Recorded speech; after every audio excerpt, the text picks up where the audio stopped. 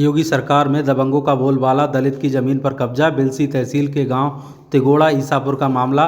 दबंगों ने धमकाया और दलितों की जमीन पर किया कब्जा। लेखपाल तहसील प्रशासन गरीबों की नहीं कर रहा सुनवाई। लेखपाल ने मांगी रिश्वत तो डीएम दरबार में लगाई गुहार। देखिए नया बदायूं की रिपोर्ट। पीड़ितों की जुबान से सुनिए क्या है पूरा मामला। क्या नाम है तुम्हारा? क्या शिकायत करना है? राज बेटी नाम है। और मेरे बाप को क्या कहते हैं पट्टा मिला 3 बीघा का। और क्या कहते हैं मैं गई लेखपाल के पास, उनने मुझसे 4 लाख रुपए मांगे। लबी, हाँ, सौरभ नाम है उसका भाई। हाँ, उनने मांगे मुझसे 4 लाख रुपया। फिर क्या कहते हैं जो लेकिन नाम चढ़ाया ये जो कब्जा करो है तो उनका नाम है 20 साय और वो धर्मपाल और क्या कहता है पमन, हाँ, और कैलाश, इन लोगों ने कब्जा कर ला हुआ।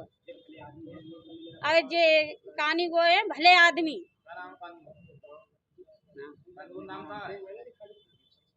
प्रदीप सक्सेना।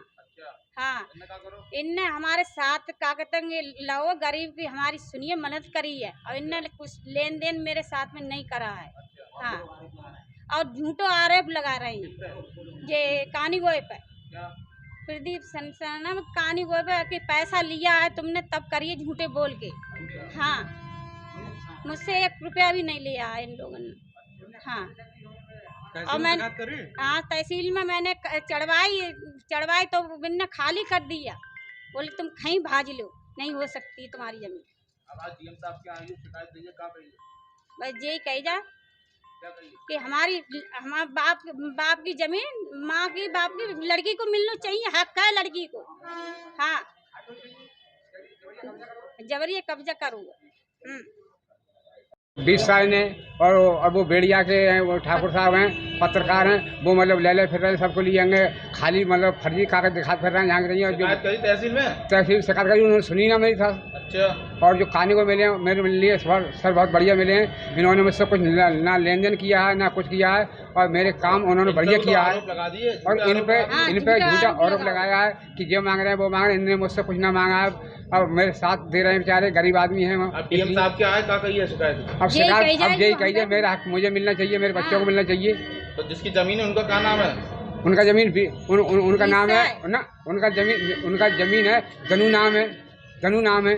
मेरे ससुर हैं राजबेटी कौन? और राजबेटी मेरी पत्नी है और मेरी सास शांति देवी हैं, उनके नाम में पट्टा मिला हुआ है। मतलब जबरदस्ती कब्जा कर रहे हैं ये लोग। हाँ, ये क्या मामला है? आज ये पीड़ित पक्ष राजनीति शिकायत करना है। मैं प्रदीप सक्सेना, आप कानून को हो, आप पर आरोप लगा है, क्या मामला है? मैं प्रदीप सक्सेना राजू निरीक्षक क्षेत्र मुजरिया तहसील बिलसी पर तैनात हूँ। उसमें कई गांव आते हैं, लेखपाल लोग विरासत खुद करते हैं, कुछ आवेदन ऑनलाइन होते हैं, लेकिन उनकी किसी का बेवजह असहमत हो रही आती है। लेकिन मेरा कर्तव्य है कि गलत को भी सही करना, जब मैं इसका उच्च अधिकारी बनाया गया उनके ऊपर कई दबाव ऐसे आते हैं, मुझसे कहा जाता है इसको नष्ट कर दो, लेकिन मैं न्याय उचित जांच उपरांत उसको सही करता हूँ। ये भी एक तिगोड़ा ईसापुर की है, ये दन्नू के नाम जमीन पट्टे में मिली थी, सुना था। उसके बाद उनकी पत्नी शांति देवी के नाम जमीन आई। उनकी लड़कियां जो भी होंगी, मैंने बाद में मालूम किया कि लेखपाल के पास काफ़ी समय से प्रयासत थी कि हमारी साहब जमीन हमारे नाम कर दो, लेकिन ज़मीन पर कब्जा कुछ लोगों का है, जिसमें नंबर 1 न्यूज़ के पत्रकार महोदय पवन तोमर जी और कैलाश तोमर और भी लोग हैं, उसमें उनका बना हुआ है। जब मेरे पास कोई न्याय मेरी तारीख होती, मैंने गांव से पूछताछ करके मौखिक कि इनकी 2 ही बेटियां, एक बेटा था उसकी मृत्यु होगी कुंवारे पे ही, तो इनकी 2 बेटी का ही हक बनता है, चमेली देवी और राम बेटी। मैंने इनके नाम विरासत सही कर दी। उसके बाद मेरे पास पवन तोमर जी के पत्रकार महोदय का फोन आया कि सर आपसे एक अपेक्षा रखते हैं कि ऐसे बात हुई, लबी लेखपाल ने तो खारिज कर दी है और आप भी इसको खारिज कर देना। तो मैंने कहा वो तो मैंने विरासत सही कर दी जांच उपरांत। अरे आपने कैसे कर दी, मुझे हड़काने लगे भड़काने लगे और आपको देख लेंगे और उस पर स्टे चल रहा है। मैं बात ज़्यादा लंबी ना करती हूँ, मैंने उनका फ़ोन काट दिया। मैंने इंतखाब फिर पुनः चेक किया तो इंतखाब पे कोई मतलब स्टे वगैरह नहीं था।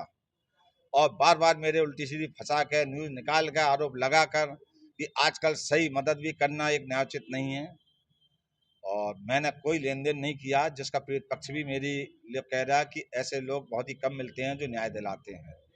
अगर उनके नाम कुछ बैनामा वगैरह है तो वो पेश करें ना। मेरा इंतखाब है, इंतखाब निकलवा ली और मेरी चेक करी जाए, सही को सही गलत को गलत दिया जाए। मैं बस यही कहना चाह रहा हूँ। बेवजह में किसी पर आरोप लगाना बिना जांच उपरांत ठीक नहीं है।